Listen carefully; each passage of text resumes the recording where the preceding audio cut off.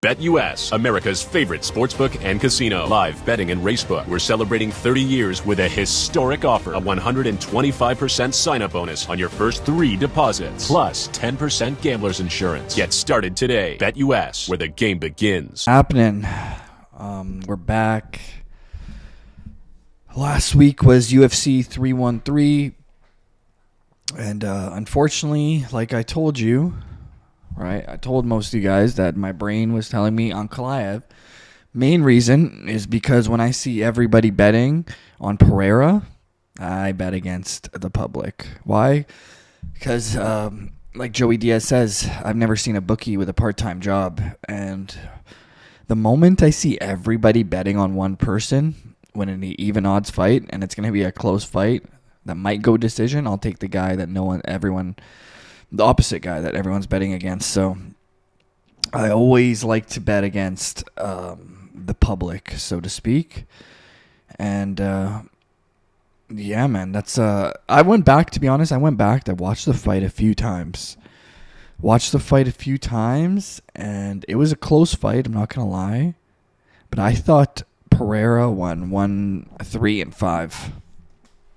Because how can you give Ankalaev 5 when the entire rules have changed? Like they're favoring damage more now than they were grappling. Like if this UFC fight took place 15 years ago where they favored more of the grappler, then sure, it could have been Ankalaev. But the rules say itself that we're favoring damage more. Clearly in that 5th round, Pereira got most of the damage. And the fact that he still lost that round tells me that these judges don't know what they're watching. And none of them are on the same page. Like, you got all these different types of scorecards. It's very ridiculous. And the only way to fix it, well, there's a few ways, but one of them is there has to be open scoring. Because number one, it's just way too rigged, in my opinion, when they're taking all this time. And you see the judges, like Bruce Buffer's taking 20 minutes just to get the scorecards ready. Like, what are you doing? Like you should already know who won. Those scorecards should be already ready to go. It's a dirty business, man. They really don't want to do open scoring in boxing, MMA, because there's just too much money involved, and the bookies are always trying to win. So, as a professional sports bettor, you always have to bet. Like, take this advice from me. I don't care if Alex Pereira is your most favorite fighter. At the end of the day, you're trying to make a profit, correct? So, always bet. This is some advice I took from the OGs, and it works really well. Just always bet against the public for the most part. And when you got big fights like that, you got even odds. Like, I'm betting against the public. So, yeah. So I knew when I'm like, bro, if it goes to decision, I even told everyone, I was like, if it goes to decision, they're giving it to Ankalaev. Yeah. Why? I've never seen a bookie with a part-time job. So anyways, UFC fight night, not the greatest card, but it's okay. It's decent for a fight night. It's better than like Mackenzie Dern and Hebos or whatever that was. But yeah, Vettori taking on Dolidze in the rematch. Marvin Vettori, he's been out for 2 years, dealing with some injuries, and Roman Dolidze's been active. He's been killing it, man. He's been looking pretty good. Marvin Vettori, has not been looking too good. I mean, they only fought like 2 years ago, so they did fight 2 years ago. Actually, it's identically 2 years ago, pretty much, like 3 days off. Like 2023, they fought March 18, and 2025, they're fighting March 15. So pretty much exactly 2 years ago. Marvin Vettori is coming off that horrible performance to Jared Cannonier. And Roman Dolidze, he's a guy got really good grappling, decent striking. I wouldn't consider him a high-level striker by any means. He's very slow on the feet, but he is a very, very good grappler. He's got very good jiu-jitsu, sneaky jiu-jitsu. And the issue is just Marvin Vettori's might be a bad matchup for him, because Marvin Vettori's a pretty good anti-wrestling. Like, he's hard to take down. He's got pretty good takedown defense, and now you're going to be forced to strike with Vettori. And I think Vettori is just a little better than Dolidze. And I have a feeling this fight's probably going to go decision as well. So I'll go with Marvin Vettori on that one. And I think he probably win a 5-round decision. Probably a boring fight, to be honest with you. Yeah, it's unfortunate, but it is what it is. Chidi Kwani. And honestly, these UFC matchmakers, they're brutal, man. Hunter and Sean Shelby, like, Dana needs to get rid of those guys, bro. They are bad. They are really horrible. Like, who puts Lemos and Ashendo on a pay-per-view? Are you serious right now? Like, unless that's like the smoke break time, like, hey, we're taking a food break here, put these people on. So maybe, I don't know if that's the case. But if I'm paying $90 for a pay-per-view and I'm watching Amanda Lemos, come on, bro. That is ridiculous. UFC needs to fire those matchmakers because they are the worst. Absolutely horrible matchmaking. Like, even here, Chidi Kwani, Zaleski dos Santos, like, even the main event, Vettori, Dolidze, I've already seen this 2 years ago. You couldn't pick anyone else? It's ridiculous, bro. It's ridiculous. And then they're going to be wondering, like, oh, well, I don't know why, but no one wants to watch the fight nights. Of course no one want to watch the fight nights. Of course. You guys are putting on poo fights. This is ridiculous. You guys are stacked. The UFC is stacked from top to bottom. And it's ridiculous. They're putting on just horrible fights sometimes. It's just like, why? You guys couldn't pick a better matchup than this? Even here, Chidi Kwani is, coming down to welterweight, fighting Zaleski dos Santos. I mean, I don't even care for this fight, to be honest. Like, this fight is just like it's not a title contention kind of fight. Dos Santos is 38, Kwani's 36, but somehow they're in the co-main event. No title contention. Like, what is happening here? Like, this is a prelim fight.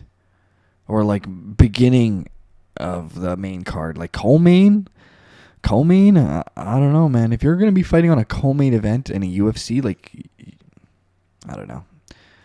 A little lackluster. But I'll go with Zaleski dos Santos just because I haven't seen too much of Chidi Kwani at welterweight, so I'll go with the guy who's more experienced at welterweight, and he's been looking not bad. He's coming off a nice little win over Zach Scrogan there. So I'll go with Zaleski dos Santos. Now Alex Hernandez taking on Kurt Holloway. This is actually a good fight. Kurt Holloway's a dog. You've seen him in the Ultimate Fighter. He's a dog, man. And yeah, this is gonna be a close one. I have a feeling this one. That's the thing. This one probably gonna go decision as well.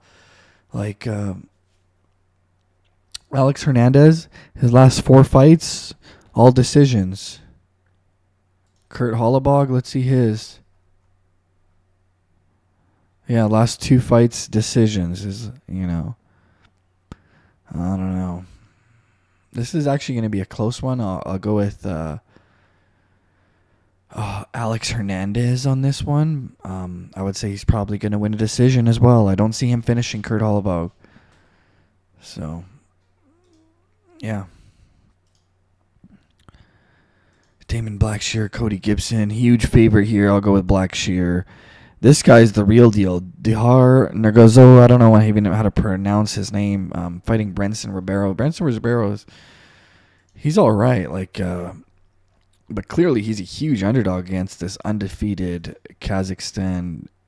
This guy I think he might train with Shavkat and those guys. I'm not 100% sure, but I've only seen him fight once on the Contender Series, and he had that one. He head kicked the guy and then finished him off. And, Brenson Ribeiro, he's coming off a decent win over Kyle Machado, but, Machado's not that great. Not very high level compared to Dihar. Like, Dihar's 10-0. Like, Machado was, 8-3 or 8-4 or something like this. So, now you're fighting a guy who's 10-0 from Kazakhstan. This guy's probably the real deal. Only 27, so 205. This guy, he's a destroyer, it looks like. So, I'll go with the guy who's 10-0 from Kazakhstan. and only has one fight in the Contender Series. This guy they need to bump up. Kevin Vallejos. I don't know if you guys ever watched his fight on the Contender Series. I urge you, go back and watch this kid. He is insane. Some of the best body shots I have ever seen. This guy, the way he digs to the body, it is really, really nasty. And then he comes up on top. It's like Ilya Taporia-esque. Very, very good boxer. And I think, it's a big step up in competition for sure. Sung-Woo Choi is very experienced. 18 pro fights, 32 years old. Kevin's only 23, but I think Kevin should destroy Sung-Woo, especially if he fights the way he did on the Contender Series with those vicious body shots, very nice boxing. So I got to go with Vallejos on that one. He looked real good, man, on the Contender Series. I was super, super impressed, and I'm someone who's hard to impress in MMA. Up next, the last one I'll touch on here, Waldo Cortez Acosta taking on Ryan Spann. So Waldo Cortez Acosta was a huge, huge underdog his last fight, taking on that Robelis de Spain. He was like the crazy karate guy. He was like undefeated at the time, and he was a huge favorite. And Waldo Cortez Acosta just took him down and beat that boy up, smashed him. And he's the real deal, man. Robelis de Spain, he was a very high level striker, but you could tell there's just levels, man. You're in the UFC, you're gonna get smoked. I don't care how good you're doing in karate combat. Everyone's like, oh, he's killing it in karate combat.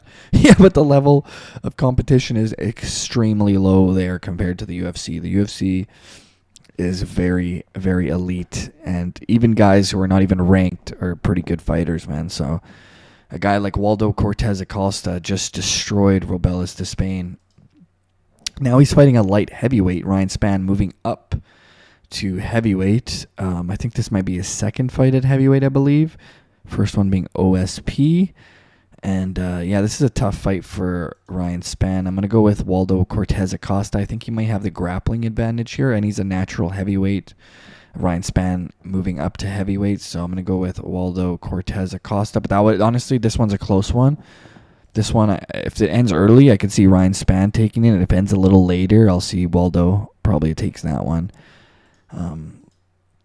But yeah, not the greatest card, but there's definitely some money to be made if you guys, because a lot of fights here got pretty close odds, and so there's some money to be made. And if you guys need a place to bet, BetUS, promo code Iceman.